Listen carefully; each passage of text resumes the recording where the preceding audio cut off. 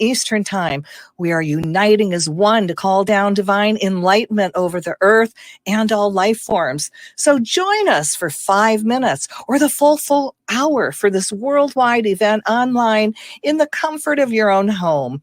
Tune in live to uprntalkradio.com or the UFRO Paranormal Radio YouTube channel. Or you can go to our website and our forum site, worldenlightenment2021.org. That's WORLDENLIGHTENMENT 2021.org for more information on this World Enlightenment 2021 event on December 24th, 5 to 6 p.m. We are all coming together in harmony. So let light unite. Think Quantum Leap, World Enlightenment now.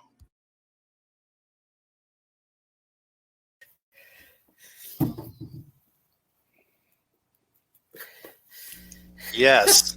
Thank God that commercial. I'm not cutting the commercial. It kept blanking out or something. I don't know what it was doing, but did it start blanking out on you? Like kind of you couldn't hear it? But anyway, welcome to the Church of Mabus radio show. It's Friday night. It's 10/29/2021, 7:06 p.m. Central. And we got Wham representing here with us tonight. How's it going, Wham? Oh, it's just fab. Today is fab. Today's a good day. That's good. Why is it so good? Spread the cheer. What happened? I like the time of year it is. I don't know. Some good stuff happened today. You know, it's just. That's good. Yeah, it's just nice. I understand. WritersOfTheFuture.com. Check that out. Also, the network's having a big Halloween shindig tomorrow, Sunday night at 9 Central. Me and Christina are going to be there dressed up a little bit. I have some plague doctor mask or something. I'm not going to do anything too crazy, but to try out my Yeti microphone there too, and hopefully that lets 2 people talk at one time. So a lot of stuff. Hopefully we'll be there, but that's at 9 p.m. Central, Sunday night on Halloween. So the one big thing I have to do is I just finished What We Do in the Shadows season finale. Had to finish the Creep Show season finale, and then I have to watch Halloween Kills, which I know it seems like it's just a brutal bloodbath, but I'm going to watch it anyway. But it's the second one. There's so many who can keep up anymore. But tonight's guest, Nathaniel Gillis. How's it going, Nathaniel? Hey, man, it's going good. I'm happy to be with you guys for my first time on the show. And we're going to get into some really scary stuff. So it's good that it's happening tonight, right? At this particular Halloween. All month it's kind of been the Halloween show, but this is the pivot. This is the one, right. The Halloween show for sure. I tried to keep them up spooky, but this is the climax for sure. We had one dude here that had a hearse in Tampa, Florida, and he sells ice cream out of it called Frozen Stiffs. And he'd never done an interview before. And he's like done some goth DJing and stuff. That was pretty cool for sure. But he has a freezer he made of a coffin in the back, and he sells ice cream out of it. Oh my goodness! That's pretty. And then John Russell was our last guest. Well, it's great to have you here for sure. So let's first off. I'm sure this is one everyone asks, but you say you're a demonologist. Tell us what your classification of that is. What is that? Well, I am not a systematic demonologist. Systematic demonology is more of your Catholic exorcistic rites. Mine is a little bit more Middle Eastern. I take the approach that the exorcistic rite originated prior to the Bible being written, and even in the Bible, Numbers 19:11 is the act of cleansing someone from corpse pollution. And so I come at it in a different way. I do not believe that demons are horns and hooves. I do believe that they are what's called demonized consciousness. They're dead people that our ancestors basically described as demons. And so that's kind of my approach to the field. As of late, in my research regarding demonology and the connections it has with UFO abduction phenomenon, I'm starting to gravitate to an almost an indefinable, in a sense, term for my research. So right now I'm known as a demonologist, but the behavioral patterns and what I've been researching as of late, it's growing into something deeper and a lot more vast than I anticipated. Cool. Well, basically, just to give you a little rundown of the history of the show, me and Wham both have had many experiences. And just to give you a summary, my experiences, kind of the catalyst for that was when I was 17. I went through testicular cancer and had to go through chemo and all that stuff. And then a year or so later, my dad died, and I started to have crazy things happen with UFO stuff, beings of light, ghosts, and witnesses with me seeing this stuff as well.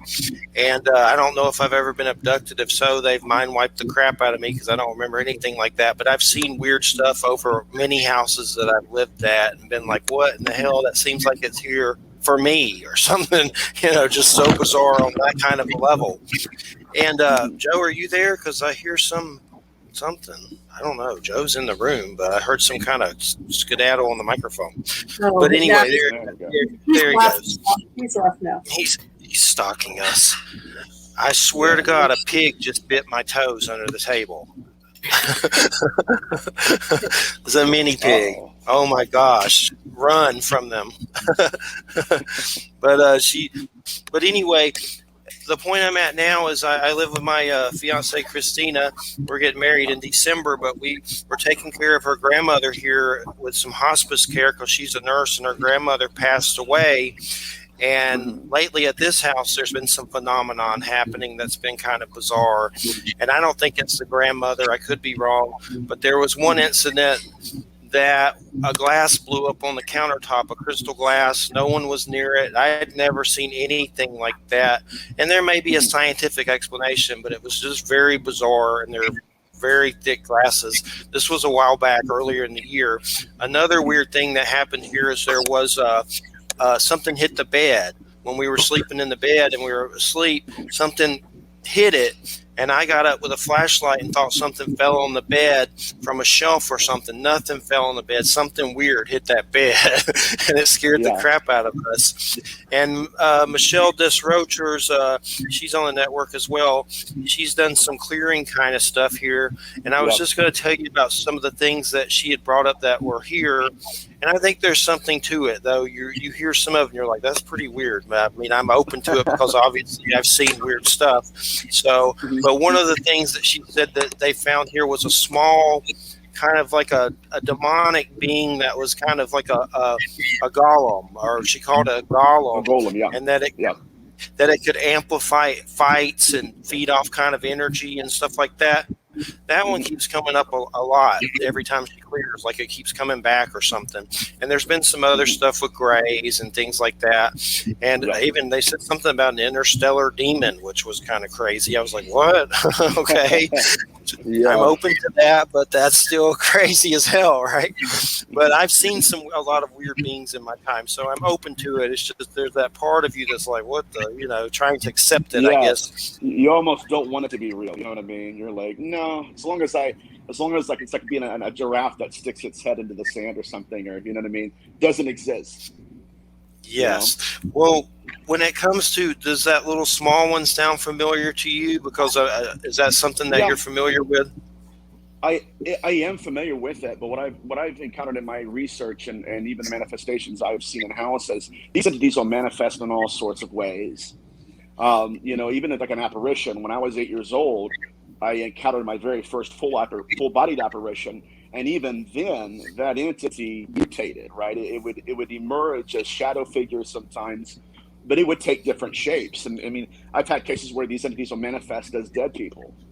It's not the dead person. It's not that I don't believe ghosts exist in that sense of the word, but yes, these entities can manifest in many different ways. And I think that the biggest issue within the field is that a lot of us have been confusing all of these entities and saying, okay, then we kind of compartmentalize them instead of acting as if these are apparitional manifestations and as if these entities can manipulate us by the way they appear to us.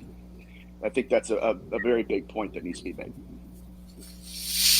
And when it comes to these entities, do you have what would you consider your spiritual belief system? Do you kind of have a Christian perspective or something else? Satan and hell and demons and spawns. Is that where they're coming from, or is it something else entirely?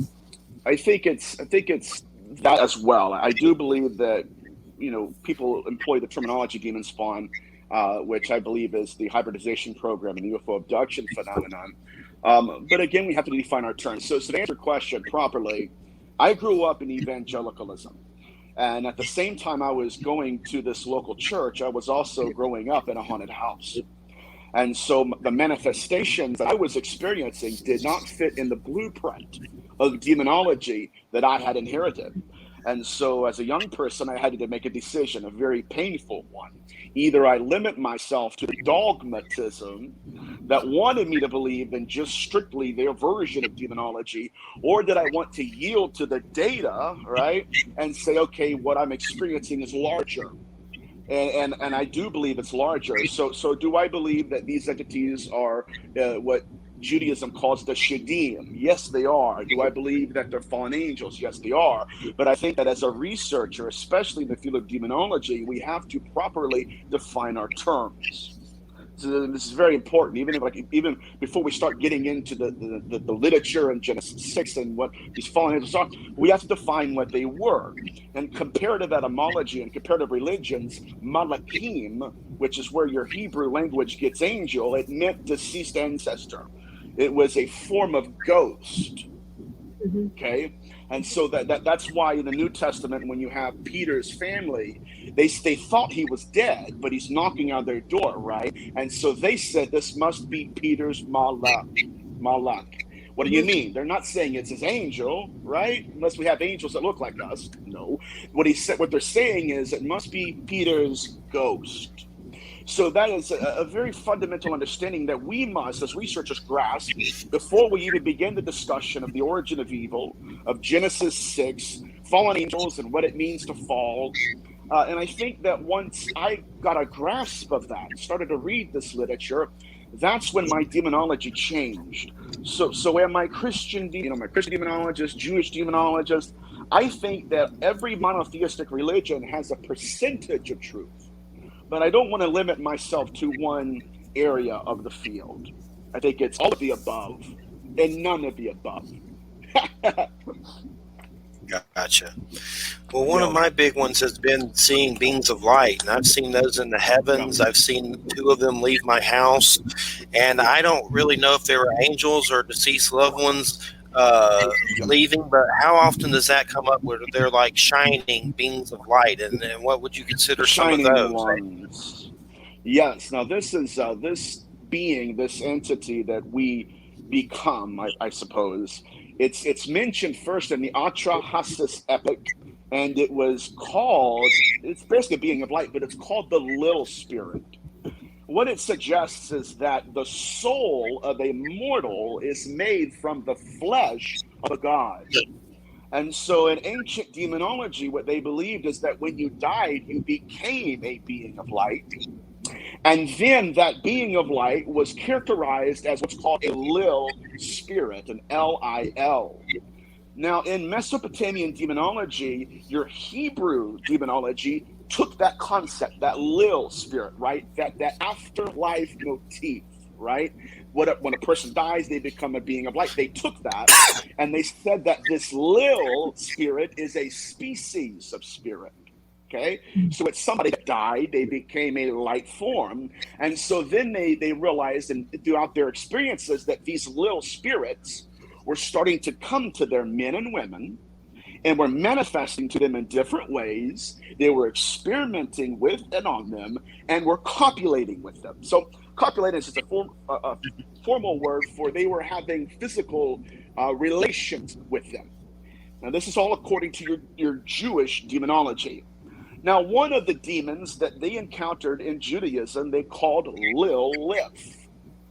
Not that Lilith was an actual being, more so that it was a species. What I just taught you guys, it was a Lil Spirit. Lilith. Right, but it manifested specific, it's very unique behavior pattern. it manifested as a female, but it would also groom a man into a physical relationship. I don't know. There's some shows I can say things, and I don't want to go too far with that. But you guys get the point here, right? Don't say the F-bomb. That's the only one that gets me in trouble. No, I would never do that. I never have on a show. You can say having sex or copulating. Okay, yeah. Copulating. So Copulating. these entities would copulate with men, and then they would take the biological excretions, and then they would go to a woman, appear as a man, and then inseminate them. It's very important. It's the very first behavioral pattern in history that links to the UFO abduction phenomenon.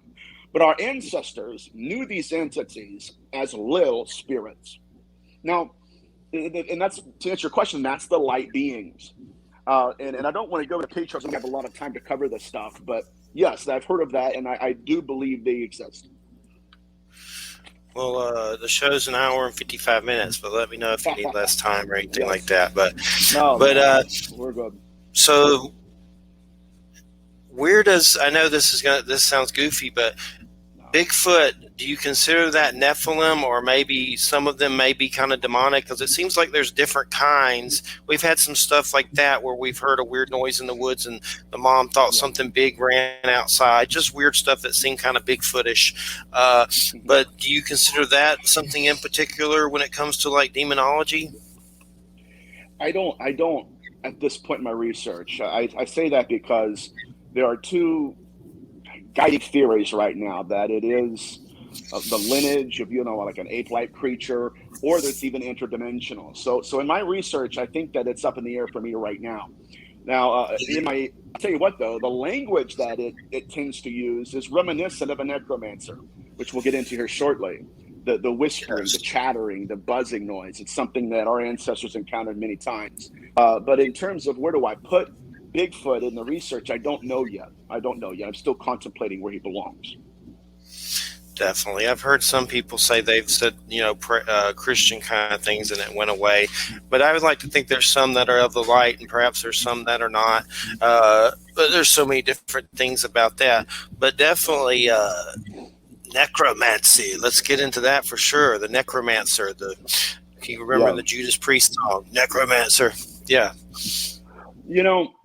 So when I started digging into the ancient literature and looking for what I knew to be true in terms of the abduction phenomenon, I encountered a species that carried the same characteristics, had the same manifestations, had the same messages, and truthfully, I believe and wholeheartedly the same intent. In history, we were being invaded by the impossible. And what was happening is that these little spirits, that once they died, they began to try to live again in this dimension. They would attempt to be reborn into this world by being reborn through the womb. And so these little spirits, these people that had died, they would start possessing people and possessing things. And so one of the things that's fascinating is in antiquity we have the phenomenon of the teraphim. Now, the teraphim was first introduced as a way of worshiping an idol. It's a way of worshiping these little spirits. What our ancestors would do is they would go and take a piece of metal, a small piece of metal, and they would carve the name of an unclean spirit on it, someone who had died. And the consciousness of that deceased disincorporate spirit would then possess the metal that they carved the name into. So the consciousness merged with metal. At that point, the necromancer would implant, UFO abduction, implant that small piece of metal with the spirit's consciousness in it. He would implant that in a corpse. At that point in time, the consciousness of that spirit would then command that cadaver and use that as its body. We would call that possession, right? And so this was just another way of reviving the dead and extending the existence of the deceased. And so that's why another thing is that it's impossible to understand the role of necromancy in the phenomenon of ufology until we understand the role of possession. Does it make sense? Yes. Okay. So possession, according to your Catholic exorcists, was always the relocation of a spirit. Now, if we get into their history, they got their demonology from Judaism purely. And there was a time in the 16th century when they kind of split. And so when your Kabbalistic exorcists believed these entities were dead people, Catholicism held a conference and said, we're going to say they're all devils. But what's most important here, guys, is that that the necromancy, the way these entities play a role in possession, is that possession is not about relocation of consciousness; it's about replication of the body. Is this interesting? I know we're getting deep already. Definitely. All right. So what would happen is we have these exorcists, even Catholicism, they would encounter an entity. The entity would step into a role. It would always, I'm Beelzebub. And they would go along with it. You're Beelzebub. Okay, we're going to treat you as Beelzebub. Not realizing that it's not Lord of the Flies, it's Lord of those who fly. He's talking about the little spirit, right? Very interesting stuff.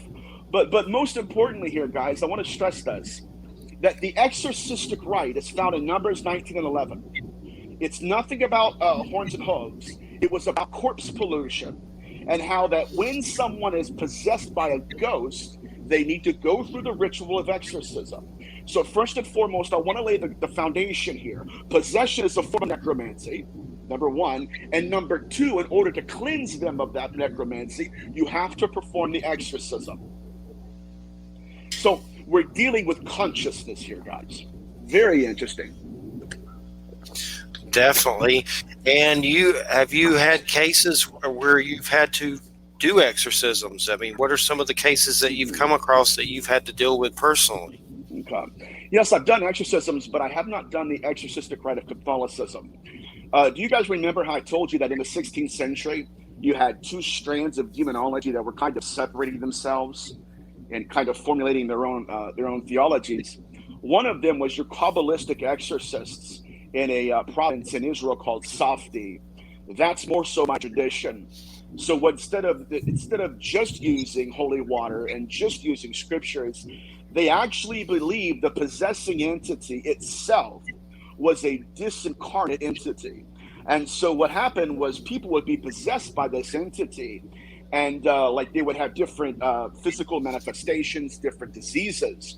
And so the way they would heal the person, the demoniac, was by healing the spirit in them. It's very interesting. So that's what's called the Kabbalistic rite.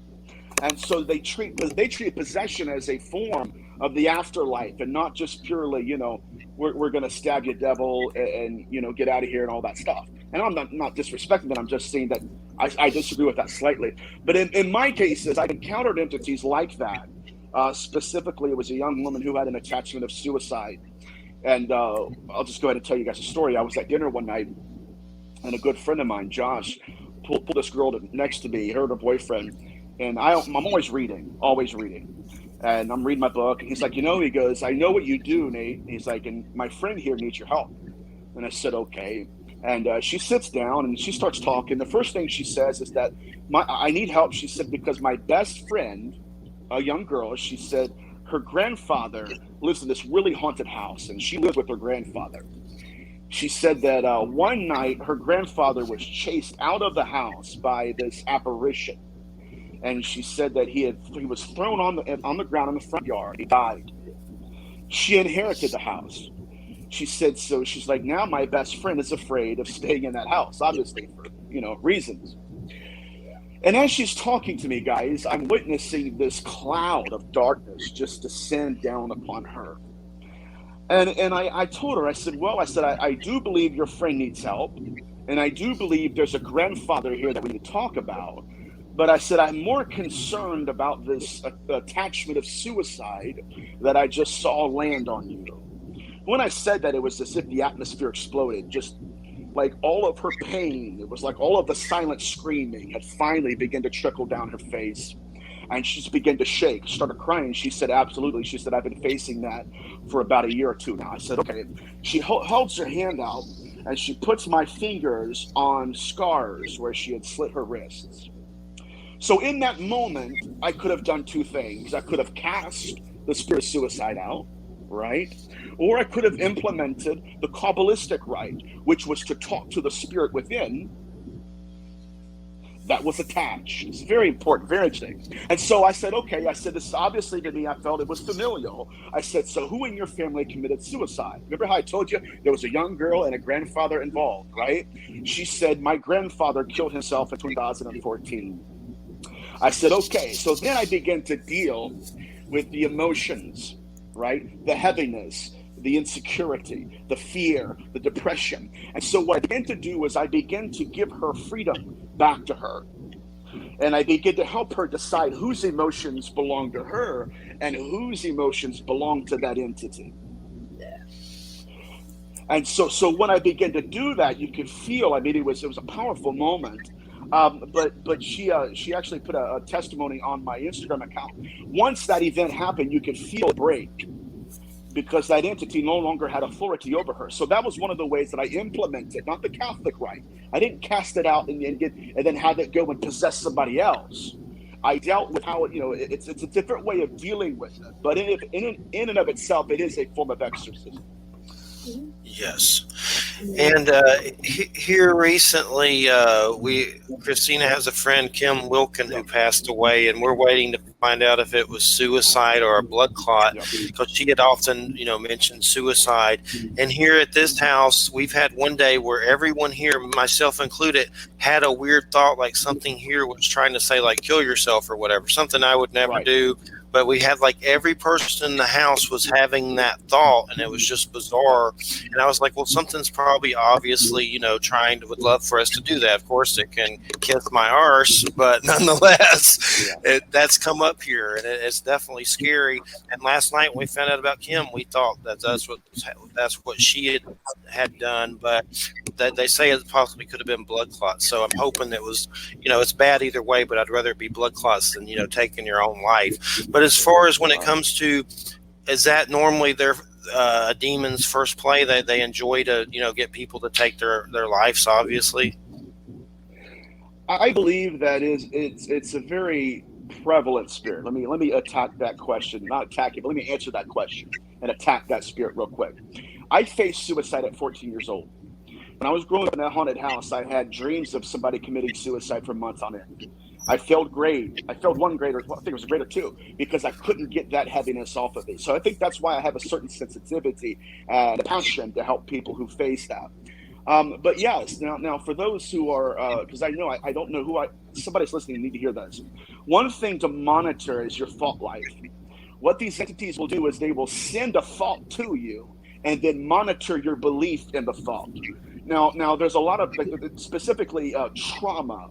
If there's unhealed trauma or abuse that you've suffered that you've never, healed over and never got it out of your system, what will happen is they'll send an entity in the form of a thought to you, and then watch where you apply that thought to your life. For instance, let's say it's like a teenager or a young adult woman, and they were sexually abused in their youth. And so, and I've had this before, I've dealt with cases like this. What that entity will do is it'll stick them in abusive relationships to keep the pattern of behavior going, and then it will lay on them literally and figuratively, and then it will say things like, you're not worthy, you should just go ahead and end your life. And what happens is it'll send a thought, but it does not have permission to manifest yet. It's a thought now. But what it does is it will monitor where we apply that thought to us. And then when we apply it to us, when we say, you know what, I agree with that, I'm not good enough, I should go ahead and die, now that entity has authority.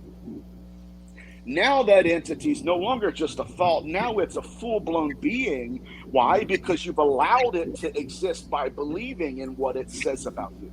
And so that's why when I was dealing with that young lady, I had to help her understand to get rid of these thoughts, because once you start not believing them and start getting them out of your mind, I'm not in alignment with those thoughts, the entity no longer has authority.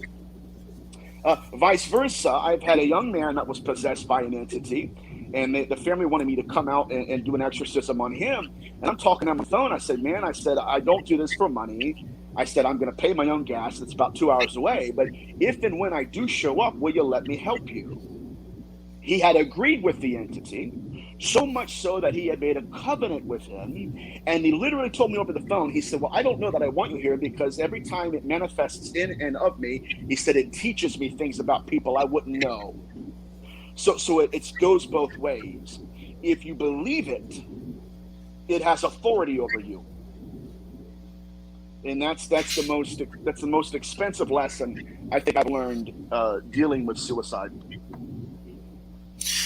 And then, of course, there's a lot of people that we know of that, and who are famous that have taken their lives that have kind of affected me. Many people, stuff like Kurt Cobain, Robin Williams, the guy Chris Cornell from Soundgarden. There's been so many, and you have to just sit back. What drives them to that? And it does seem like there's a force that definitely gets off on it, or whatever it does. I've definitely seen, people dealing with it on many levels. Me, as far as personally, I may have said it in my younger days, kind of foolishly or something like that. I know when I went through chemo and I had lost a testicle at 17, I took a gun and I put it to my head and was like, screw this. And I heard a Nirvana song, Lithium, and for some reason I couldn't do it. And that was one of my stunts, but that's the only time I had ever tried it, and that was just a rough time, for a teenager. But I know the Kurt Cobain thing affected me a lot, and I've always just kind of wondered from a spiritual standpoint, if what affects that, and I do think it's something dark for sure, something for sure. Absolutely. Matter of fact, it's interesting you mentioned Kurt Cobain and all these other guys, man. My very first book is called A Moment Called Man. And I wrote that because, in a way, a very good friend of mine did commit suicide. And it wasn't, I don't know, I shouldn't say it like that, but he overdosed.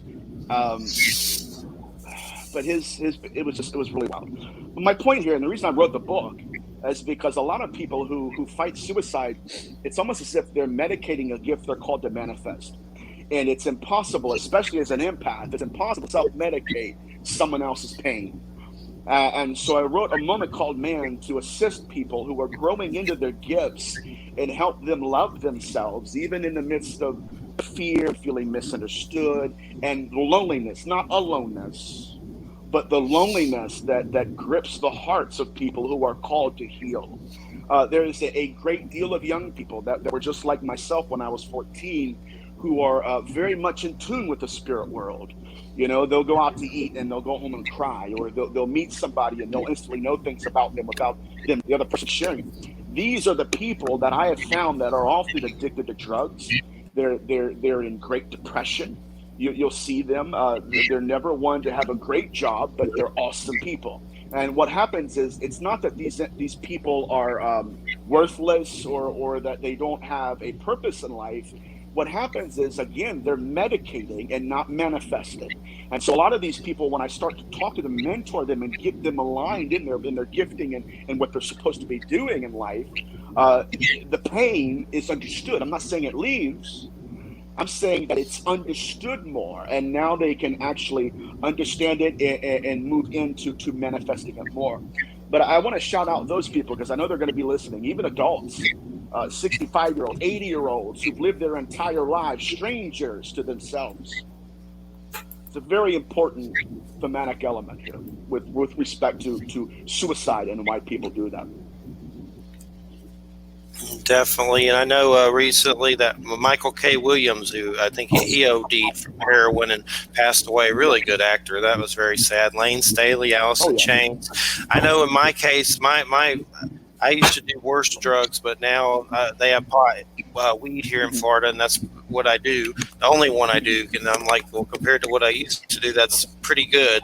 But my concern mostly is with vapes and stuff, because I do those. I need to try to curtail that for lung, because I know that's not good for your lungs, no matter which way you splice it. But I know a lot of my self-medication happened because I had those weird experiences. I know a lot of people go through this UFO stuff or weird stuff, and they self-medicate.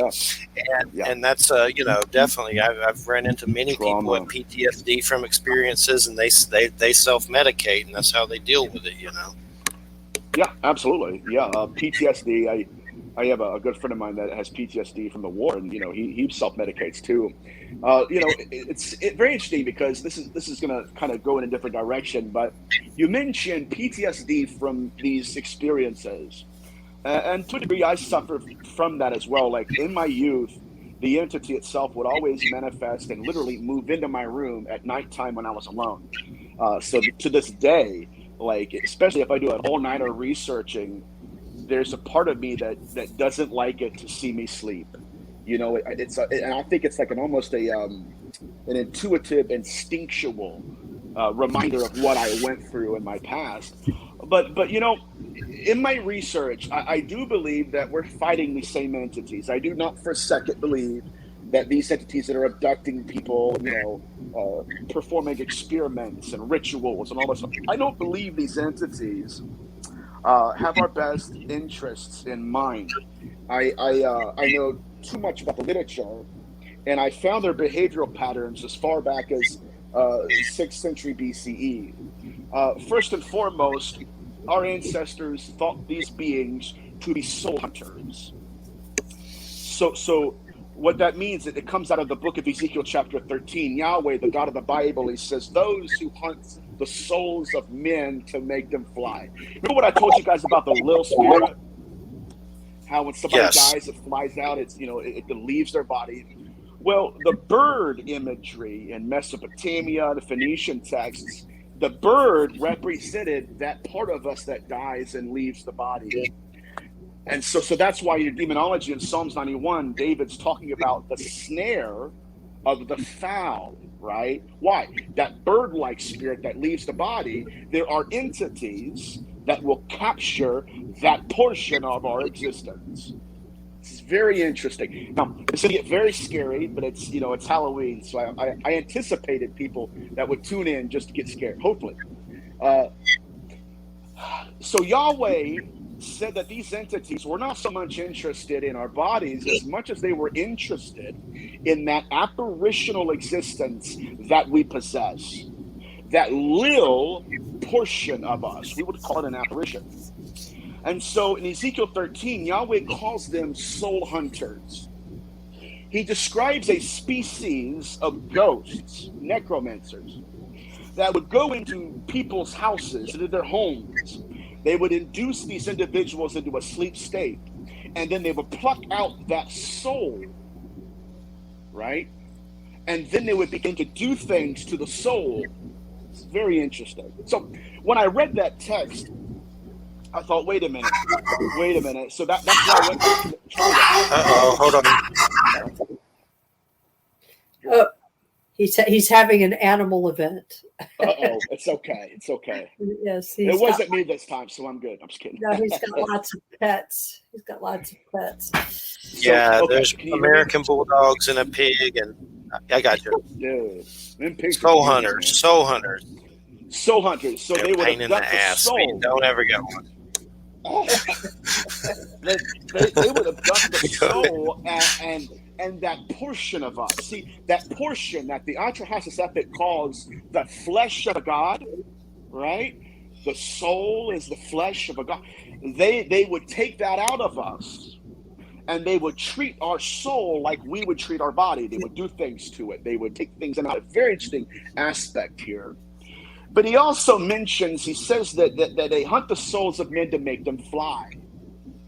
And so when you get into the imagery, the typology, the language of Yahweh in Ezekiel 13, he's literally pointing to a species of ghost, necromancers, who had the ability somehow to induce people into a sleep state, basically press pause on their body, and to pull the ghost out of them.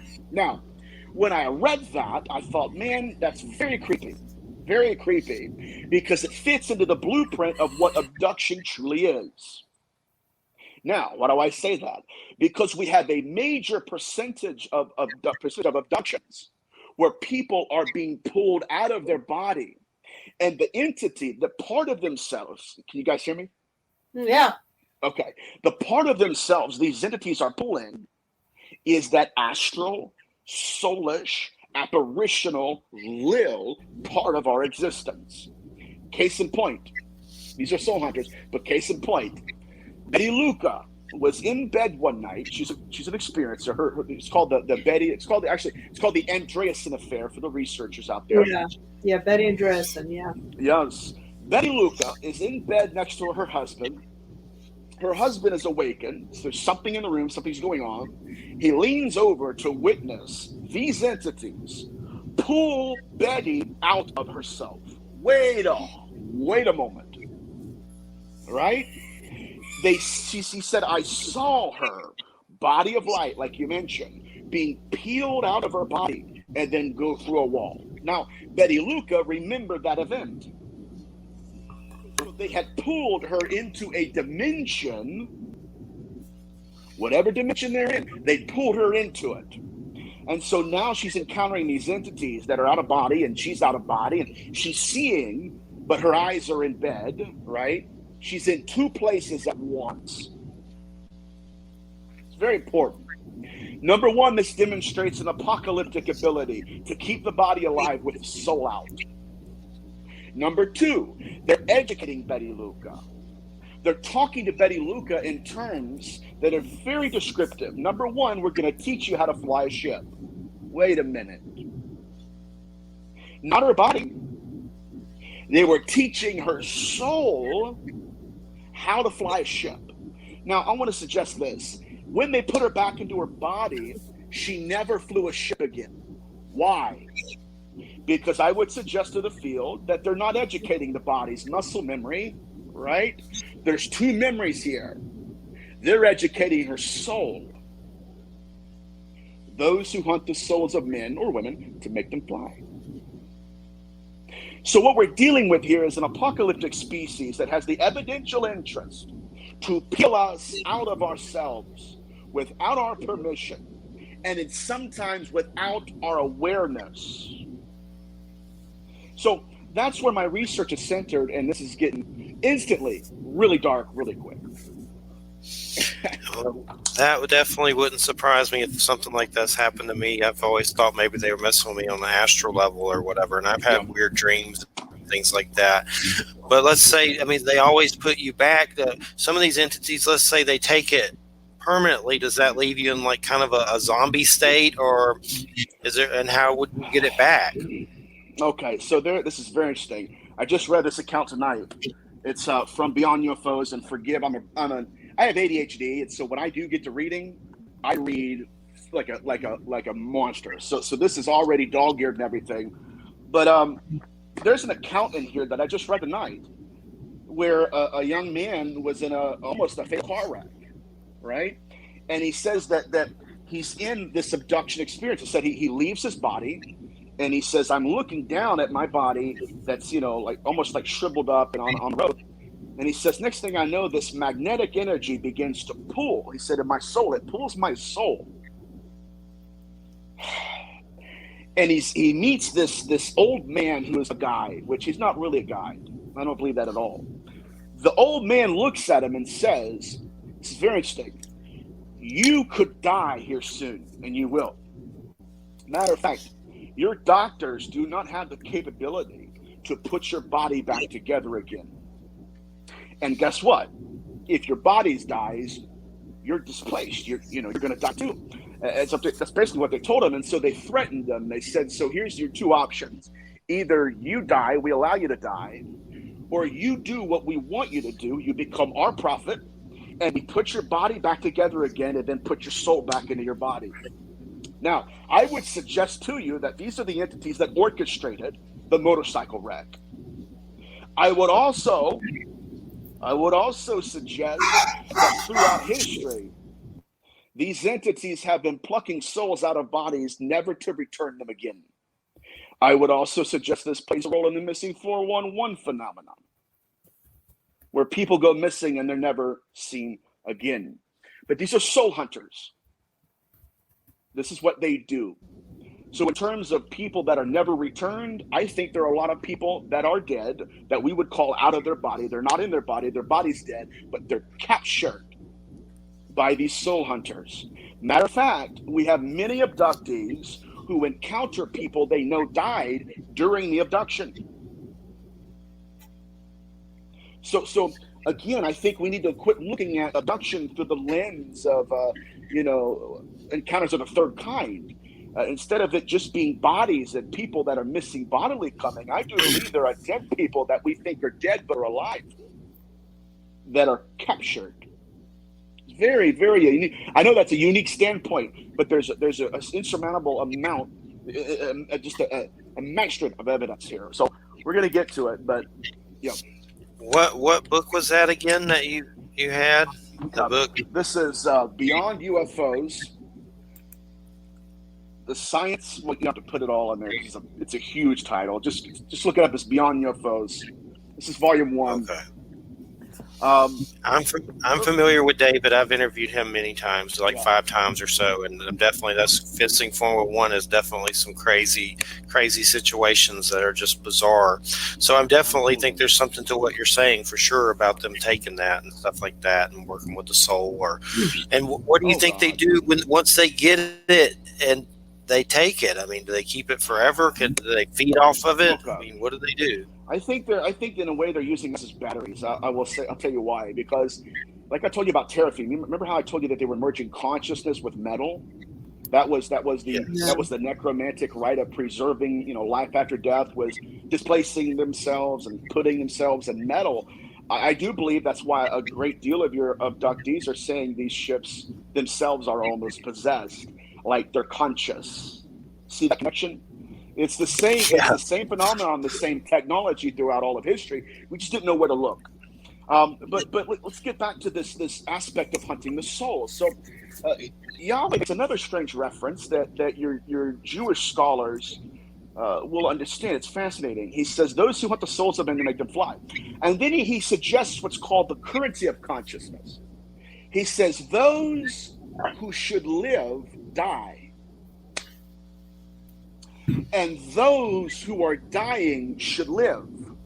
What he's saying is that these entities are living by killing. Necromancers. And it's a very interesting phenomenon that I don't even know where to go with that. But yeah, it's very interesting, and there's so many directions. But again, this behavioral pattern has been throughout all of history, but our ancestors interpreted these entities as ghosts. Period. It didn't matter if they had big eyes or no noses. These entities were apparitional according to them. Yeah. It's heavy stuff.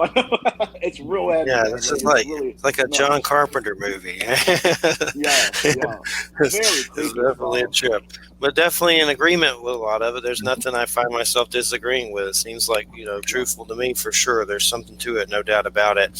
And that's some of the things. We also had some experiences here where Christina saw a gray-like being standing over me at night, and it kind of said like it had kind of a mosquito kind of face. And at one point, I've had some weird experiences with the sun where I can close my eyes and let the white light fill me and say stuff like I am connected to the source. And I walked in this house after doing that, and when the grandmother was passing away, I saw a being in there that looked like a gray alien being, but it was like astrally, kind of like see-through, and it was almost like it peeked at me, like it was surprised I saw it. And somehow that sun gave me the vision to see it. So that's happened here, and I've never seen grays before. I've seen some little cloaked beings standing around a black box before that are very small with a witness and light beings, but never grays. But here, there's definitely, Michelle said, this Rocher said something about grays too, and the mother here. She has some situations she deals with older lady, and the gray things definitely come up. But is that, would you say those are hybrids? They're definitely the soul hunters too, though, on some level, right? Absolutely, absolutely. These entities manifested to our ancestors, and our ancestors demonized them. So our ancestors put horns and hooves and said, okay, they're fallen angels. But again, like I said, in terms of definitions, what they're trying to say is these are ghosts. They're translucent. And so when you're dealing with the afterlife, you're going to deal with demonized consciousness.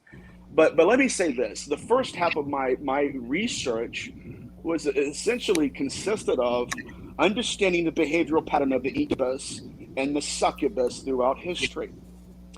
And when you get into these different texts, I mean, Genesis 6 and how they appear to women, and can I dive into that real quick? Yes, please do. That specific topic. Okay, That's like a because spiritual spouse too, where you think you have something that they call a Yes. spiritual spouse or something like that. Yeah. Correct.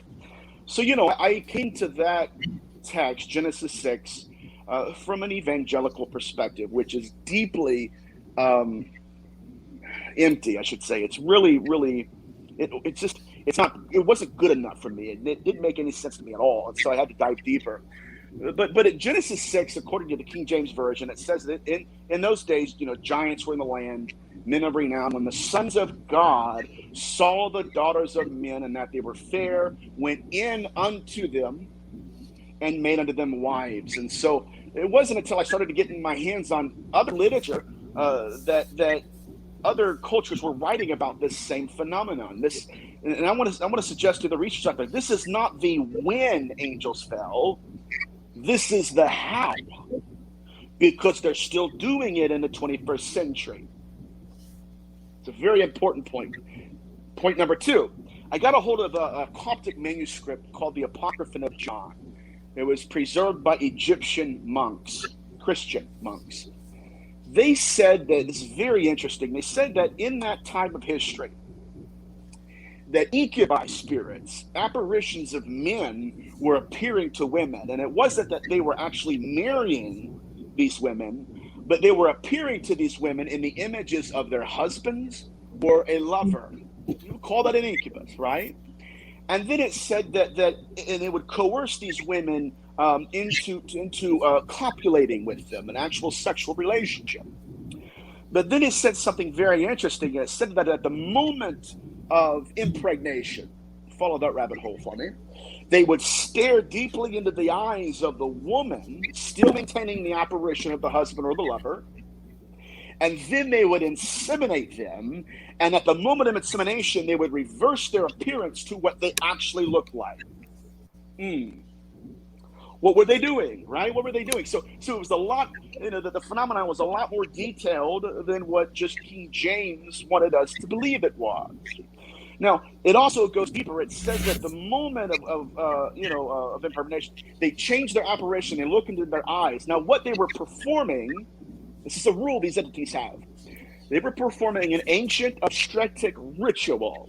Whatever image the woman, that's what they believe, whatever image the woman saw, at the moment of impregnation, she would birth through her womb as a child. We would call it genetics, but they call it something different. Now, what we have here, again, we have an apparition that's trying to father its own child. Why? Because it does not have a body. It doesn't have a body. So what it's doing is it's creating a child that will grow up to look like its apparition. Very important. So what you have, I can see it's very deep. But what now we have here is what's called in demonology and possession, we call it the social skin. Now we have the spirit, the software, and the body, the hardware. And then death was begotten through the womb of the woman.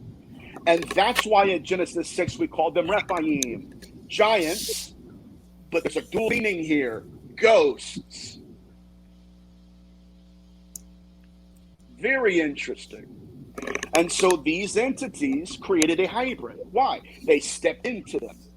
And they were born into this dimension, reborn by being reborn through the womb. The whole idea here is it's almost an illegal form of reincarnation.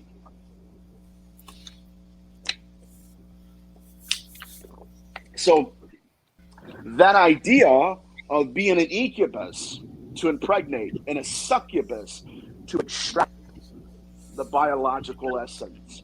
Those are two roles that ancient demonologists understood. They understood what was happening, but they thought they understood why. But it wasn't until we get into the 21st century and we start realizing, okay, these entities are doing the same thing. Now they can look like grays, they can look like grandma. Like I worked with a young lady in India. This entity has manifested to her 8 times in the image of every lover she's been with. It's the same entity, right? It's just looking for a way to do what they've always done, which is impregnate. I know it's heavy, man. It's heavy stuff. Definitely a trip for sure, no doubt about it. And is that what jinn are? Is that similar to those beings? Jinn, the jinn. So yeah. So your jinn, because I'll tell you what, man. I had an Arabic linguist basically verbally accost me for that. It was kind of funny. Jinn. He's like, no, it's jinnah. I'm like, oh, well, I call him jinn. So whatever. Yeah. So what happened was, your Islamic demonology, it originated from your Jewish demonology.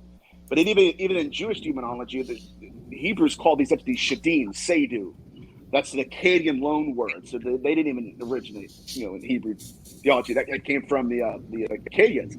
But your jinn it's the same entities. They're describing the afterlife. What happened was they were encountering in their exorcisms entities that thought they were married. Hello, ghost. That thought they had kids. Hello, ghost. Right? That entities that were literally possessing people.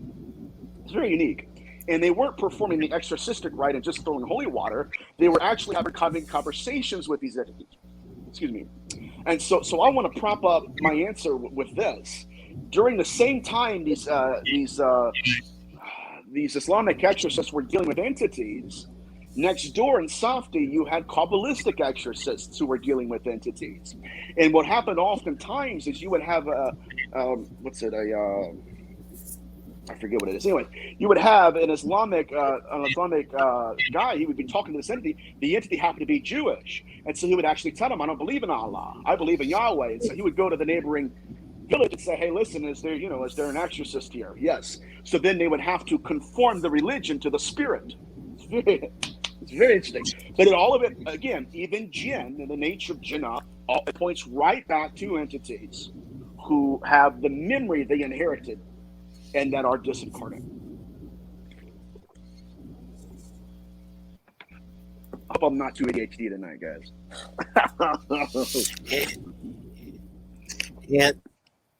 And when it comes to, I guess the biggest thing is it's like, obviously God is there, but yep.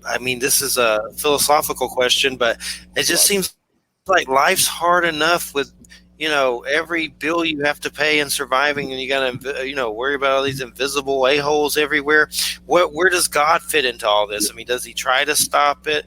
Obviously there's ways to pray and get close to Christ. I guess that protects you. I'm just trying, I guess that's the philosophical question.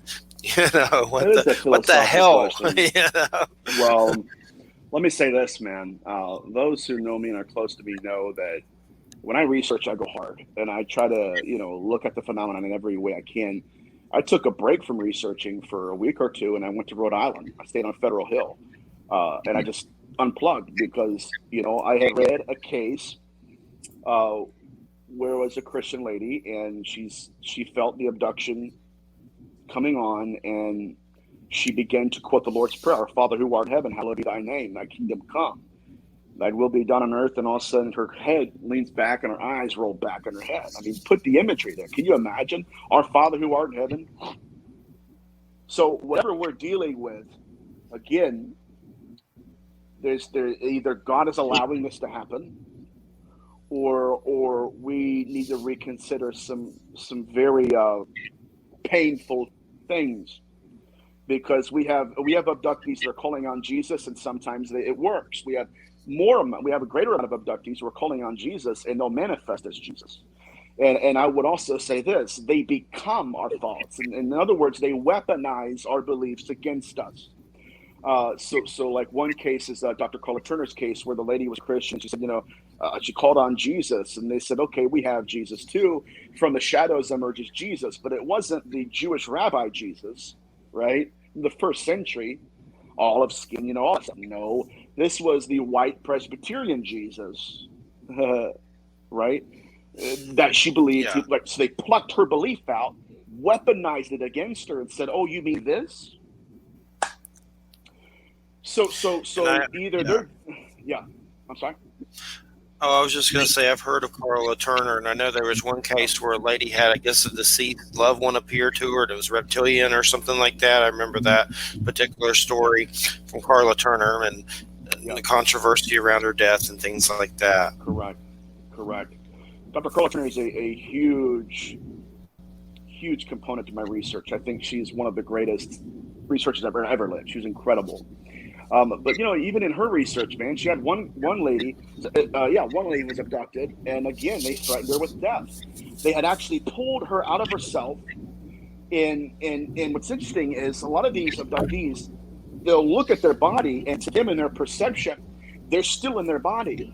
And it's wild to see their psychology as it evolves to realize this is not my physical body. As a matter of fact, Dr. Turner had an individual who experienced that very same event. She's thinking she's in her body, and the entity looked at her and said, if you do not comply to our demands, you see that corpse over there on the table, and it was her. She didn't realize she was out of her body. And they said, if you don't, do what we want you to do, we will replace you.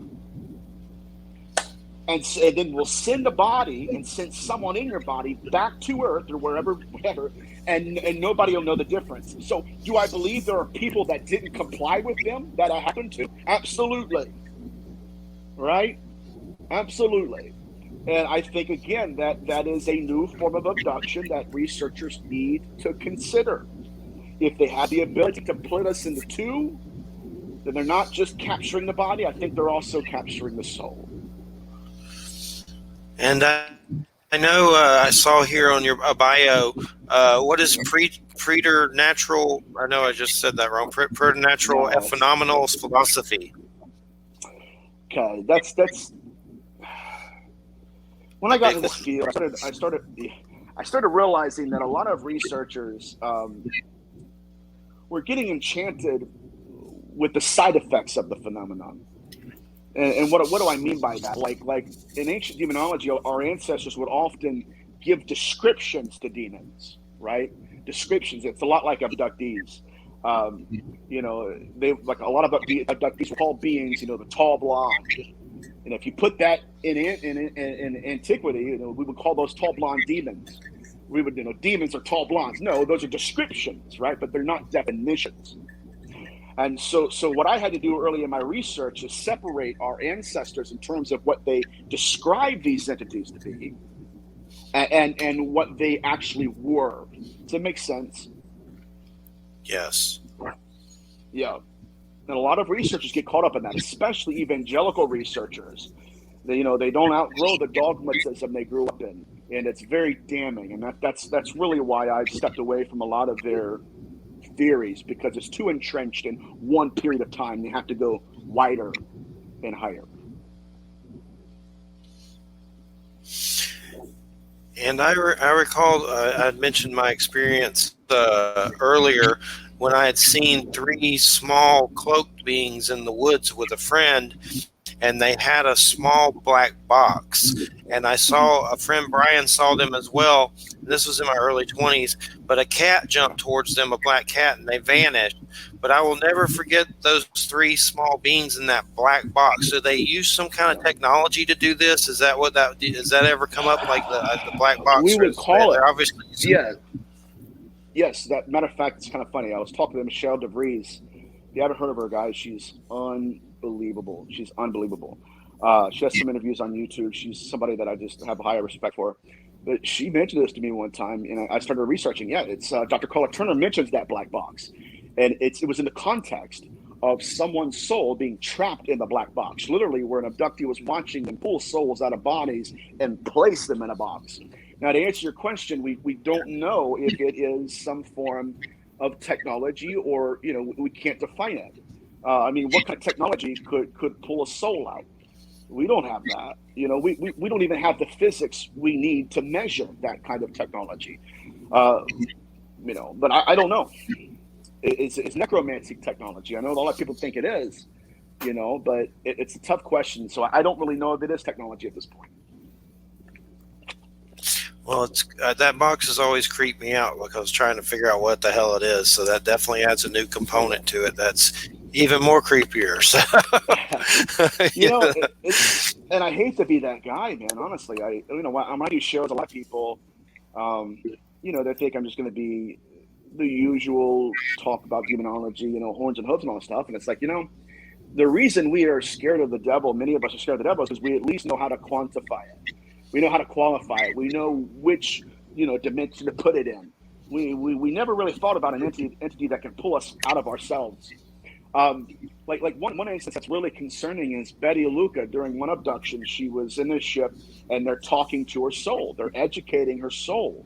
And they're telling her that when we're done, you will not remember this. Then why are you telling me? Right? Again, they're not telling the body, they're telling the soul. So anyway, she's in this ship and she looks around and she sees three humans laying like cadavers, laying on these tables, and there were three balls of light or orbs, one over each of them. What were they doing? They had pulled the soul out. It's a horrifying thought that we're dealing with a species that's doing that, because we can't stop it. And I think our government knows that. We can't stop it. How do you spell Michelle's last name? I was trying to find it just to save it for later, but what is it? Debris? DEV. She's like one of my great friends. Let me pull her up. I don't want to mess her last name up. Michelle. Yeah. DEV RIEZE. Okay. She used to be a big time exec. Left everything to do this work, and she's brilliant. Yeah. So all right. So we have a little bit of time. So let's get into exactly how this soul and body and all this stuff works. So about a year and a half ago, I did a show and I was discussing scarifications. One of the behavioral patterns that I saw researching the incubus was that these entities were accosting women and then afterwards carving symbols onto their bodies. Now, the very first demonologist to encounter this phenomenon was Father Sinistrari of Amino. He was a Franciscan priest. He was very interesting. He was one of the demonologists that would go to a house within an hour of this entity accosting the woman. They would actually collect biological excretions from the entity. Why? Right? They're trying to inseminate. It's the same thing over and over again. It's the incubus. Anyways, he had a victim who she later on died in life, but it wasn't from her assault or anything. It was just, I think it was old age. But he, along with a couple other doctors, were doing an autopsy. It was very unique, okay? And they peeled back her eyelids, and they saw that the entity that had accosted her throughout her lifetime had carved his symbols or his language underneath her eyelids. So that's a thing. It's a very disturbing aspect of the phenomenon, but it exists. So one night I was on a show talking about that, how these entities will possess people, and in the possession there are things that will manifest on the skin. This man reached out to me and he said, he's like, I've never heard of that until I heard your research. He said, but I want to talk to you about my father. He said, my father was a renowned remote viewer in my local town. He said the local celebrities would often pay him thousands of dollars to get readings. He would essentially lay on bed, his father would lay on his bed, his soul would separate from his body, and he would encounter these entities. He said it was interesting. He said, because one night, he said, my father went to do a reading for a group of people. He said about 20 minutes into it, he said, I hear my dad scream. He stumbles down the stairs, his dad does. He's incoherent, inconsolable. He's shaking. He's white. He's crying. And he said, we saw these entities manifest scarification symbols on his chest simultaneously. And he said when he got to the hospital, they calmed his dad down. His dad looks at his chest and says, look what they did to me. Now, what happened to his father, he said that he encountered these guides. And when he realized that these weren't his guides anymore, they changed their apparition and they took his soul and placed it back into his body. Now, my point here is that when his soul got back into his body began to manifest these symbols, right? Soul first, body second. Okay, let's go to the second time I've researched that. This is also a phenomenon that Betty Luca has encountered. Do you remember the night when I said that Bob Luca witnessed his wife's soul being peeled out of her body? Betty Luca was put back into her body, and Bob Luca witnessed simultaneous scarifications occur on her skin. Soul first, body second. Okay? Even if you get into Ian Stevenson's work, when you're dealing with reincarnation, or what we would call that, when you have 8-year-olds who are Indian but they're speaking fluent Japanese, and Ian Stevenson would talk to these children, and they would often have death wounds. They would actually have a story about that death wound. They would say that in another life, I died. And what happened to the soul, right, manifested on the body they're possessing. First the soul, then the body. And so what I'm saying is, again, we need to be looking at not just the physical nature of this phenomenon, but how that they are manipulating the soul and then placing it back in the body. So we're not just dealing with nuts and bolts and physicality and how they're doing punch biopsies of Bud Hopkins stuff. I believe that. But we also need to consider the fact that they're manipulating the soul and it's manifesting in and on the body as well. And I know when it comes to, it's a lot to take in, I know, but when it comes to these beings and everything, I know we have Halloween coming up. Do you think that's a time when they're more active? The veils are lower and things like that? I think that they would be more active. I mean, I don't think so at all. And I hate to say that. I know people do it. I'm sure they're great people and everything, but these entities are operating around their own clock. Now, if they want to play the role of that, they will. They'll play, okay, I'll be a ghosty, I'll be and all that stuff. That's fine. But they'll also manifest as Dear Aunt Edna, right? So again, they work around their own schedule. Even in the incubi case, I was telling somebody about this the other day. Even in my incubi cases, a lot of these entities will have their own schedule. Literally, it's like they'll assault in the month of October. They'll come back around, and in that very same time period, they're back again. So do they belong to our time frame? If they do, it's because they want to. It's not because they're trying to honor us or anything. Have you found that you get, when you start getting onto them more or figuring them out more, that you kind of get on their list, or and they come after you? Is there things you have to do to protect yourself? Okay, so when I really started diving in deep, I was doing shows where EVPs started coming through. Matter of fact, I did Dark Horse Paranormal in Rhode Island. We did a show not too long ago, and in the show, you could actually hear them cussing me out. You blah, blah, blah, blah, blah, blah. But it was after that show that Kristen Johnson was looking at the recording. She had her headphones on. And prior to the show starting, she said it wasn't an EVP. It was more so a transmission. These entities were talking to each other. One said to the other, wait until they go alive or whatever, and wait until they can hear us. And then they started doing EVPs. But Kristen described these entities like this. This is what I found to be true. When she heard their voices come over her headphones, they projected their nature. They projected their consciousness into the headphones. Kristen, she said, the amount of evil that I felt was something she had never encountered in a haunted house, never encountered in the haunting she grew up in. She said it was something so other. She said, I threw the headphones and I ran out of my house. It terrified her. That's the true nature of these entities. So yes, they knew who I am, and the only way I've learned this far to kind of separate myself is to watch stupid cartoons. That's how I do it, or that's really I watch Frasier. I've learned that in order to get away from that sticky feeling, that heavy feeling, that's what helps me the most. That's not a prescription, by the way. To each their own. What kind of stupid cartoons? Oh man, so I leave Frasier on most of the day. It's like therapy. Frasier. I'll watch Bob's Burgers, Family Guy, because I love Rhode Island, and unless you've been to Rhode Island, Family Guy won't make as much sense. But you know what I mean, like a bar in every corner. It's just so that's what I do.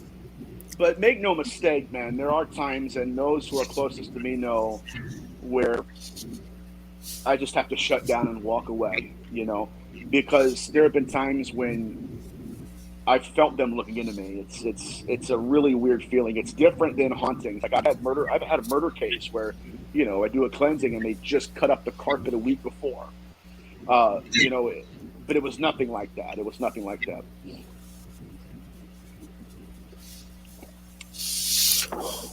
Anything you'd like to add, Wham? I know you're familiar with Carla Turner a lot too, as well. Yeah, from a different perspective. Some of what you were talking about reminds me of a couple of things that I've experienced. There was one really interesting experience that I had. It was some years ago. It was probably maybe 25 years ago, when I was deeply involved in studying Judaism. I had become interested in mystical Kabbalah and actually got to the point of conversion. And there was a woman that I had become friends with, and she had her parents had been Holocaust survivors. Okay. And so, that experience had obviously messed them up a great deal. Yeah. And despite and I don't know, it was never entirely clear to me how religious her immediate parents were, but other members of her family that had not been in Europe, that had been in the United States, had been Orthodox, and so she had been exposed to Orthodoxy. But because her parents were so screwed up, her mother horribly abused her as a result of her trauma, both physically and sexually, actually. And so she had strayed from her religion, her culture. But when I met her, I guess it was because I was so fascinated with the tradition and so into it, that she sort of got attached to me in some ways. And we did Passover together and Yom Kippur together, and we did a whole, I guess I inspired her to sort of reconsider or re-enter the tradition. But anyway, she would often talk about how her mother had passed, and she would often talk about how she felt like her mother sort of possessed her in a certain way. Yes. And would often in her life, she felt like it was like her mother compelled her to do really self-destructive things. Well, anyway, as a part of my friendship with her, at a certain point, I gave her a prayer shawl that I had purchased for myself, just sort of as a gift, just sort of, and that the night that I did that, the night after I did that, I had a very strange experience, which I now understand was some kind of a liberating experience. I had a dream. It was I had a dream that was very complex. I'm not going to go all into it, but it involved the central part of it was that there was this the rabbi of the synagogue to which we were both attending was in the dream, and then all of a sudden in the dream the rabbi turned somehow into her mother and began pursuing me in the dream, like around the office, and like, but I was easily able to keep away, right. But it chased me like all the way. Like I got in my car and it chased me. It was just this long pursuit. And eventually I got to what I understood was my house, or the place where I lived. And it turned out to be this huge ziggurat-like structure. It was like amazing, but it was like, it had all of these elaborate, I kind of recognized like what the model of it was, but it had all of these doors and gates and everything. Well, I got in, I was fine, and when it realized, and whatever this entity was, her mother, whatever, it kept trying to get in. It was like it was battering itself against the walls of whatever this was. So at some point in that, I just woke up and sat straight up out of bed. I mean, just literally just sat straight up in bed. And this is the only time anything like this has happened to me. Mm-hmm. There was a figure at the foot of my bed. It was a white skeletal figure. Yeah. And I saw it. It saw me, and it took off running. And I was, without even thinking about it, I was out of the bed and chasing it. And I chased it down. I chased it out of the bedroom, down the hall, into the living room, where I flipped on a light.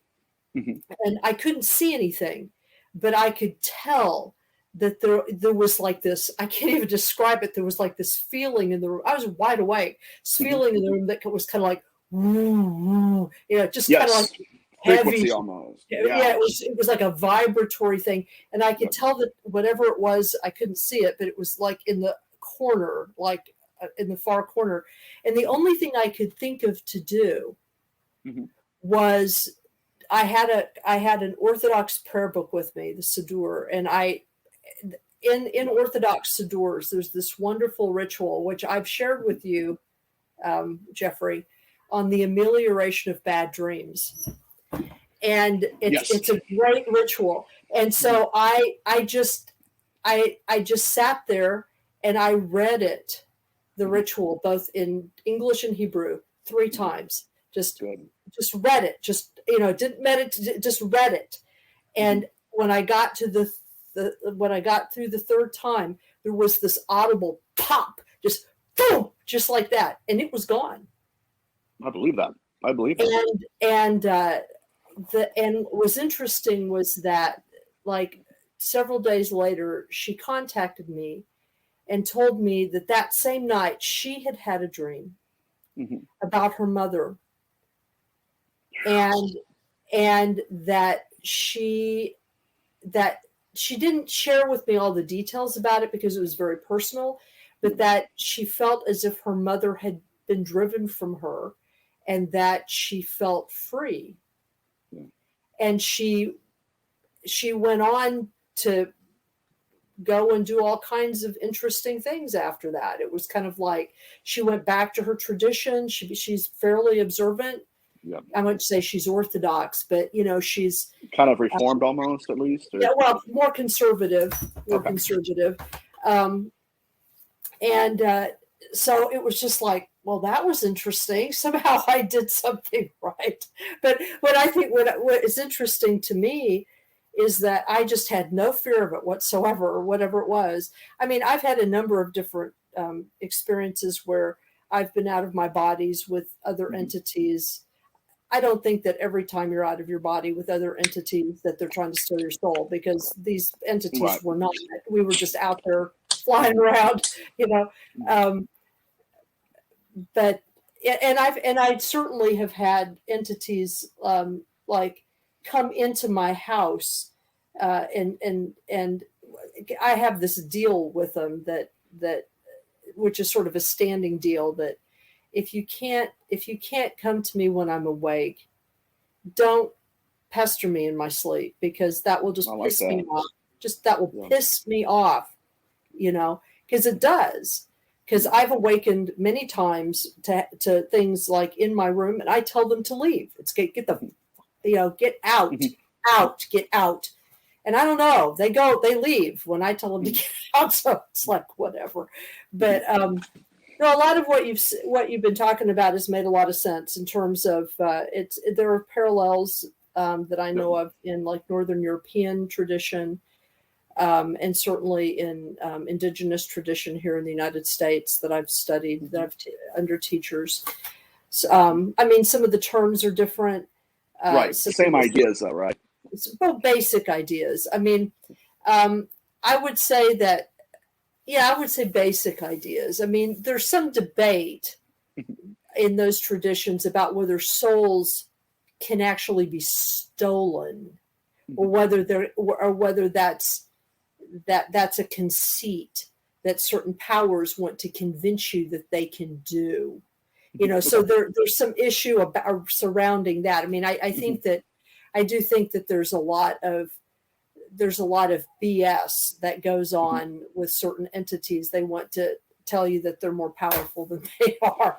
Yeah, they're going to gaslight us and all that. I believe that. Yeah, and so there's a sense in which I guess I'm not gaslighted very well. It's like, my response to that is, yeah, you and whose army, Mm-hmm. And I do think that if you're kind of crabby about it like that's sort of an interesting defense.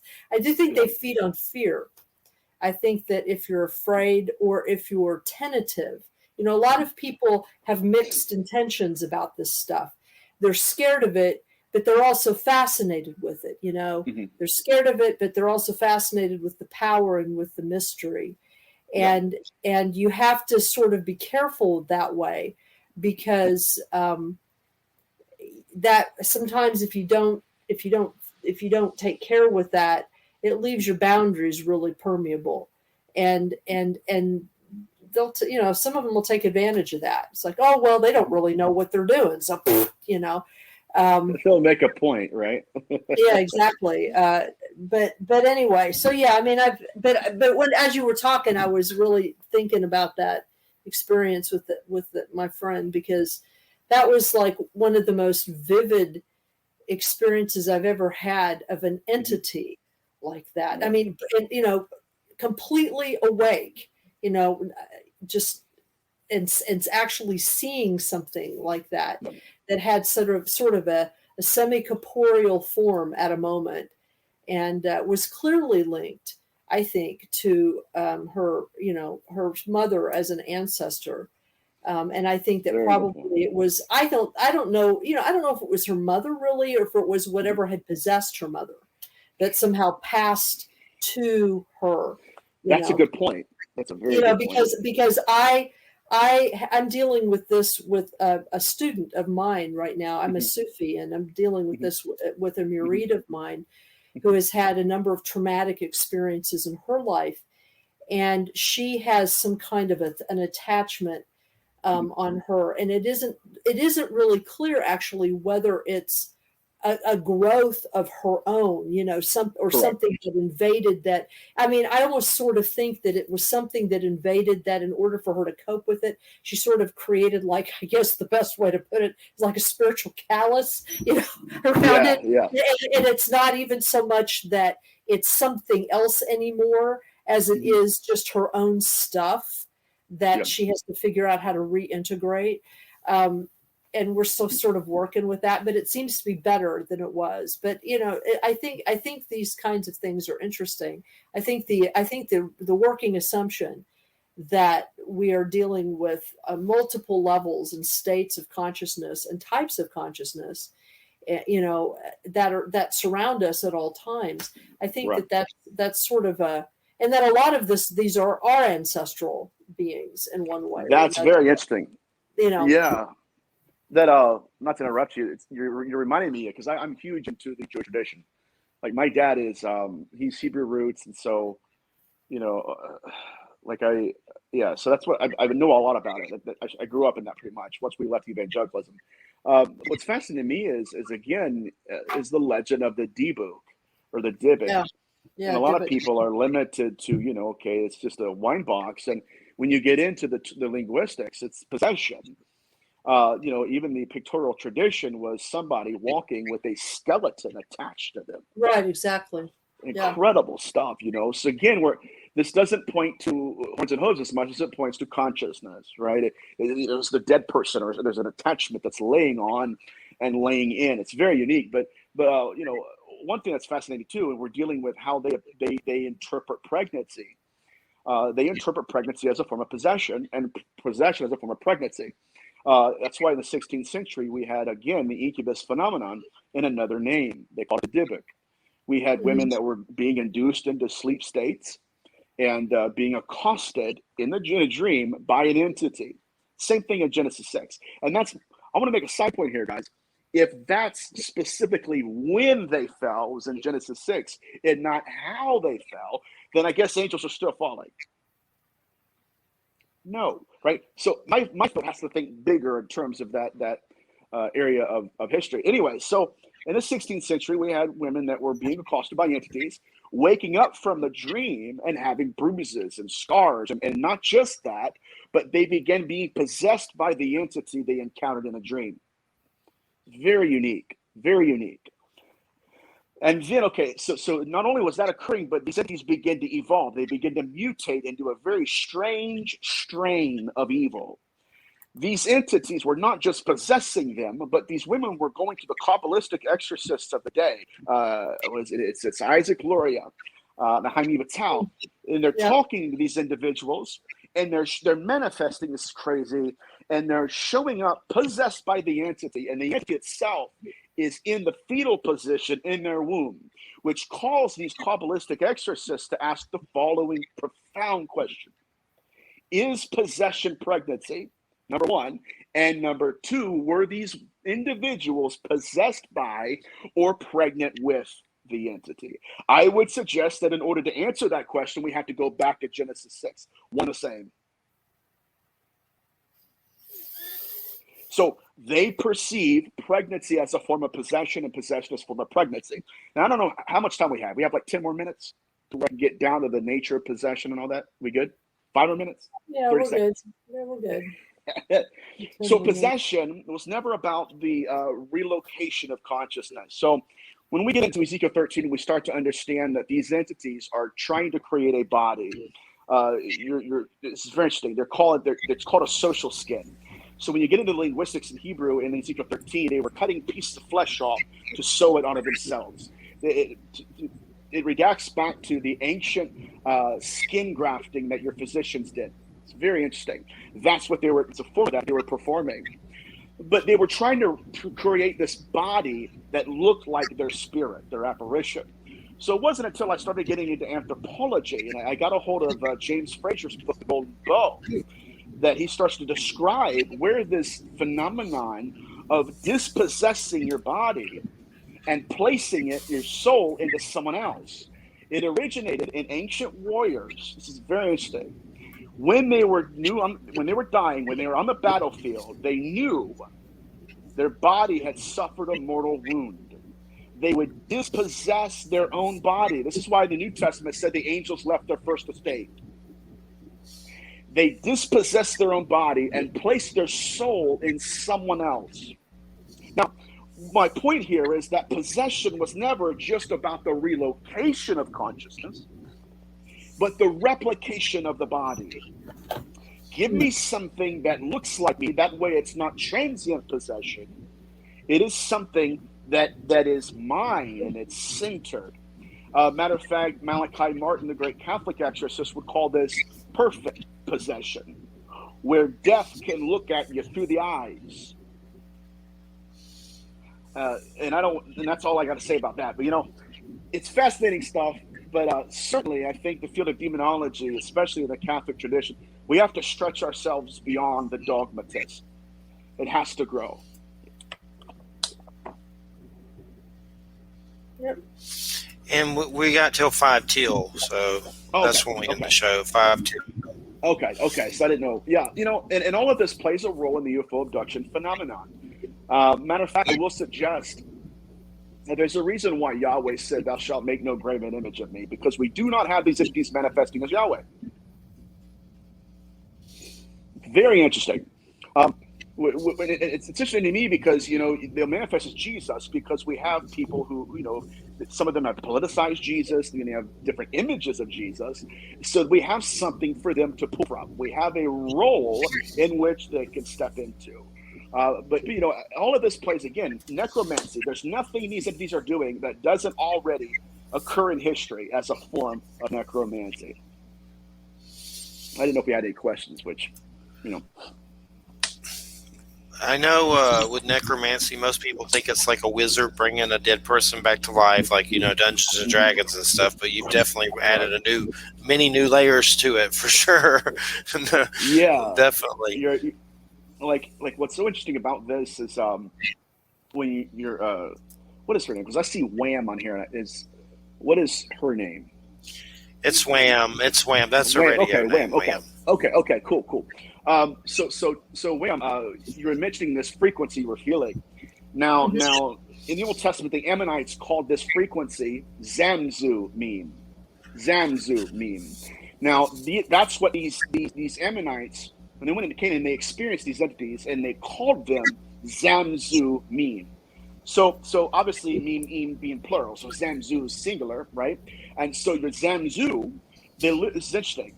The reason they named these entities Zamzu was not because it was a concrete title, but it was in their language. The only word they had that sounded like the language these entities communicated in. A buzzing, chirping, a whispering language. Now, also as a reference, Isaiah 8:19, Yahweh comes against necromancers. He describes this language.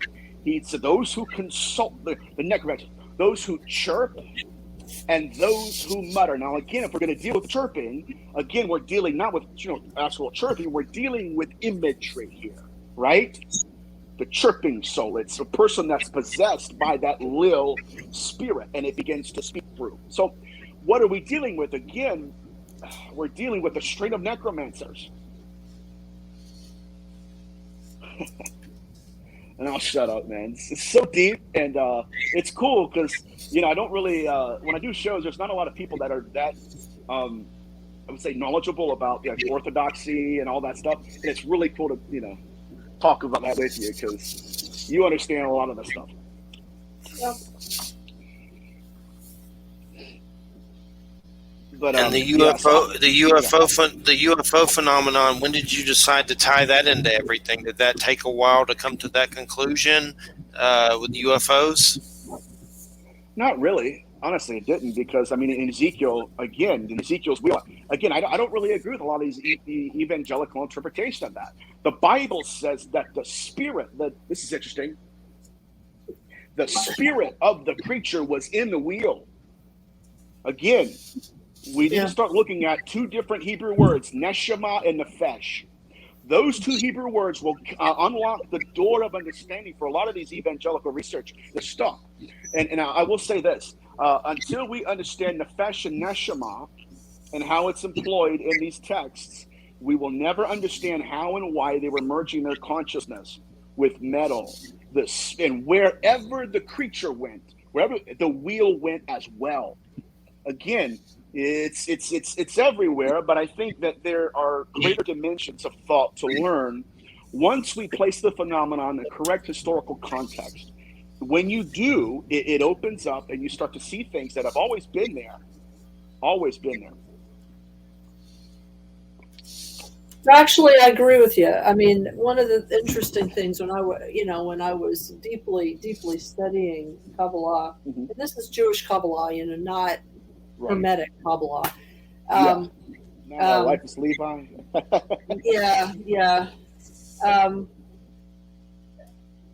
I found it really interesting that there are like 5, depending on the authority, there are about like 5 or 6 different levels of soul.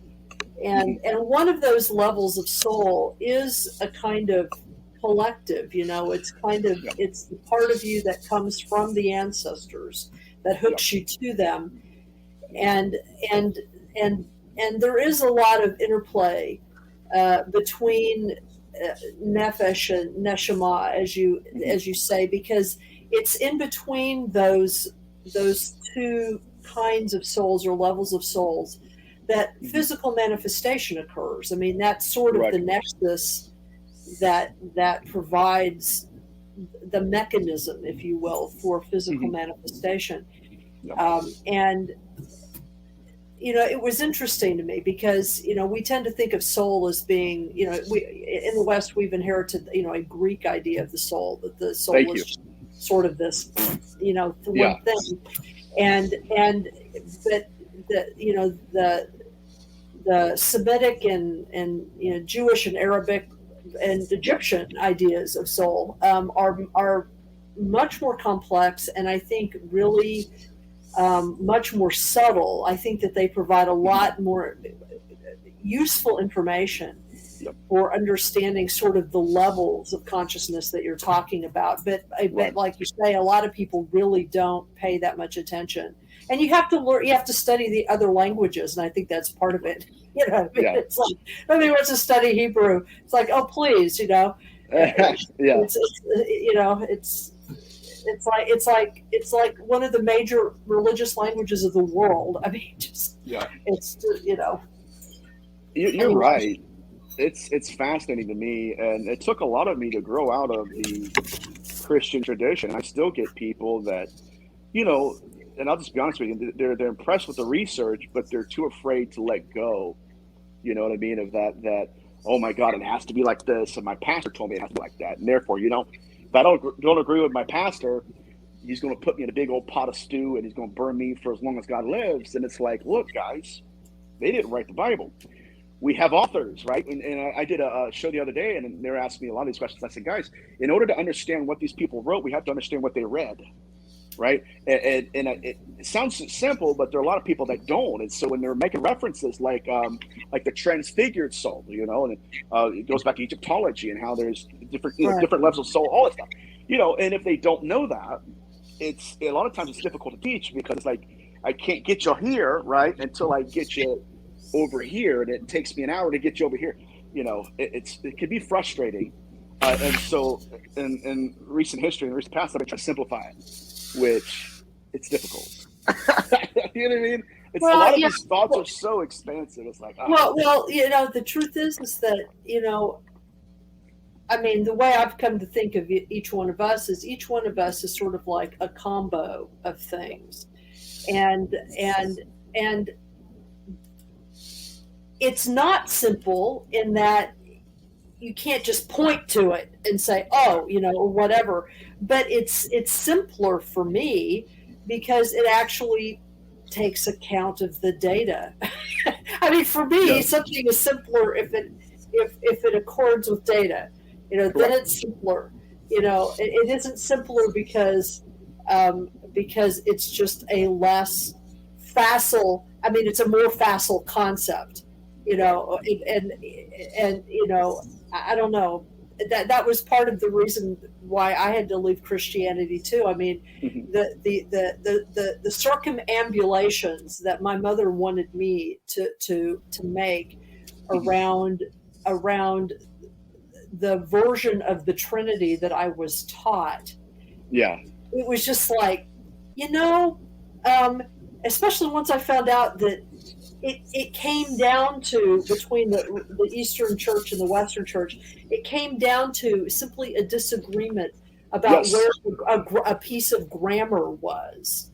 Yep. You know, in terms of how they were going to interpret, you know, how the Trinity was structured, and then it was just a matter of a scribal error. Yep. It was like, okay, so all of this stuff is just kind of, and like entire movements. Somebody screwed up. Some scribe was not clear about where he put an iota, you know, and so you have the Western Church going one way with its theological understanding of the Nicene Creed, and the Eastern Church going its way. And I just thought, you know what? I'm too tired for this, you know. You know, so funny. I am not going to. These are pointless theological posturings at this point. Yeah. It reminds me of, I think it was the School of Hillel. It was either him or Gamaliel, right? But I think it was Hillel. They argued for a decade on literally whether or not it was good for God to have made man. And for a decade, I mean, every day, like today, we're going to argue about this subject. It's like, dude, like, but you know, this stuff has to be discussed. And I think, again, that the data, it suggests a lot more than a lot of researchers want to accept. I mean, I know researchers that are actually doctoring their data, literally. Like people have come to me and said, okay, I went to this author and I told him, you're asking for abduction accounts. Here's my abduction account. Well, that's too negative. Block. We don't want to hear from you. So they begin to shape their own narrative, and I have to ask myself, who's wanting you to do that? In my master's thesis, I talk about that. Okay. And we can't do that. That's so damning. I mean, I can't. It completely destroys the whole concept of how it is that it completely destroys the whole concept of research. I mean, why do that? It's just crazy. It's like taking things out of a word and just going with that. Yeah. What are you up to, Nathaniel, on Halloween? I don't know, man. My Buckeyes play tomorrow, so I'm getting geared up for a big Buckeye game in college football. That's about it. Nothing deep there, dude. I'm probably going to get my PJs and either watch Frasier or watch, I don't know, football or something. What about you guys? I know I'm doing the Halloween gig for the network at 9, so mostly I've been listening to a lot of weird music, like old Halloween music and stuff like that. They have so many weird playlists for parties for Halloween on YouTube. That stuff gets pretty crazy. There's some good stuff in there. Listen to Ministry earlier. Every day's Halloween, and if you put in Halloween music on YouTube, there's our Halloween vintage music. A lot of old weird stuff, like from the 30s and 60s or whatever, just old weird Halloween music. That's a lot of fun. There's a channel on our cable that's Sounds of the Seasons, and they've just been playing like Elvira singing and weird stuff like that. So the music helps for sure. We don't get trick-or-treaters here, or I don't even know if they come anywhere around here in this town. I've never seen them in any of the towns around here. A lot of them go to churches and do some trunk or treat or whatever that is. But there's like no trick-or-treaters here. It's like a lost, like extinct, I guess, here in Florida, Bible Belt. So doesn't happen anymore. That might help a lot, Yeah, it does.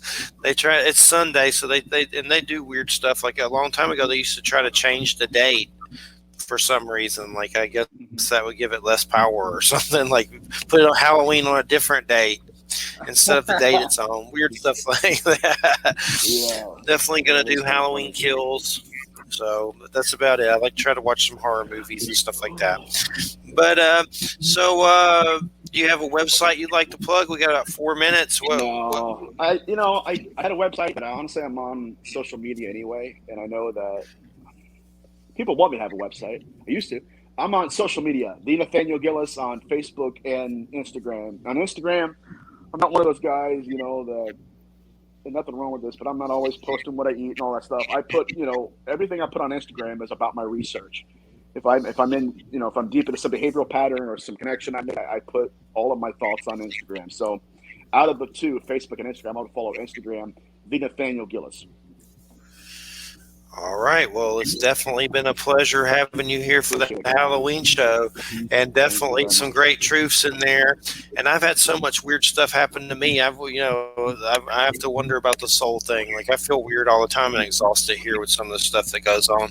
There's been some clearings that I think have helped, but it always seems like something kind of tries to slip back in. Like they said that little golem thing showed up again or whatever, and they removed it. And I'm still amazed how people say they do this stuff from far away, like remote kind of stuff. That's kind of new to me and interesting. I think there's something to it, but I'm learning about it, so I don't really, I'm still figuring it out, a lot of it. But I definitely think there's something to it, and they've had some luck here for sure. And I hope to talk about that on the Halloween show tomorrow and everything. Well, it's great having you on. Thanks so much, and I hope you enjoy your gaming and have a good holiday, and definitely like to get you on again sometime. It's been great. Thanks so much. Thank you. Sure. Thank you so much, guys. You guys have a good night, all right? You too. All right, you too. Right. All right, everybody. You're listening to United Public Radio, 107.7 FM New Orleans. And we got about 2 minutes left. And, William, I was trying to find that thing. I know you sent it to me, that ritual of bad dreams, but if you happen to see it again somewhere or can dig up that email and resend it, please do. I know I got it. Maybe I saved it somewhere, but for some reason the email wasn't coming up in my email. Like I looked at all your emails. Well, I just looked up in Messenger, because I remember I had messaged Christina about when I'd sent it. Yeah. So I had sort of a target date of when I sent it, which was December of last year. So I will go back and see if I can find it. Okay, yeah, just let me know. It should be in my email, so that's what's so weird. I know I pulled up all your emails, but for some reason it's not there. I think it was called I put ritual or orthodox, or been trying different things, but pretty much all your emails came up and it was not there, unless it must be hiding somewhere or got deleted by accident or something weird. But I knew I saved it too, but finding it, that'll be a whole nother ball game on my desktop in there. But I'll look. But if you happen to see it, definitely resend it. If not, it's no big deal. But she may have it somewhere too. I'll have to ask her. But right now I was just trying to OCD look for it, and I should have just not did that right now during the show. But once I get on the thing, buddy. I might have also sent it by another email. So what I'm going to have to, because I have like 4 or 5 email accounts. So I might have sent it by another email. So I'll have to check my other accounts. Yeah, just when you can. No rush or anything. Okay. What are you doing for Halloween? I'm not entirely sure what we're doing. I know we're gonna do a little bit of the trick or treating for some of the kids in the neighborhood, just simply because we couldn't do it last year. Yeah. And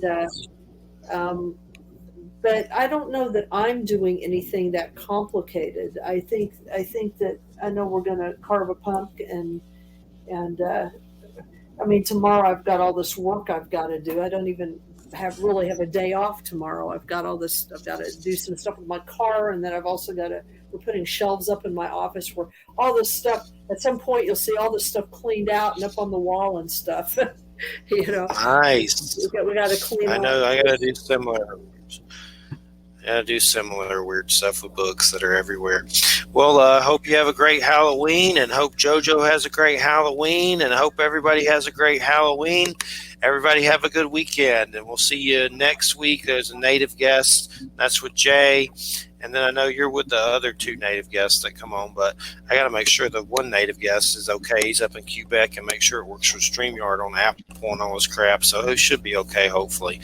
But all right, everybody, have a good weekend and happy Halloween. Listen to the children of the night. Listen to the beautiful music they make. Good night, everyone. Bye. Goodbye.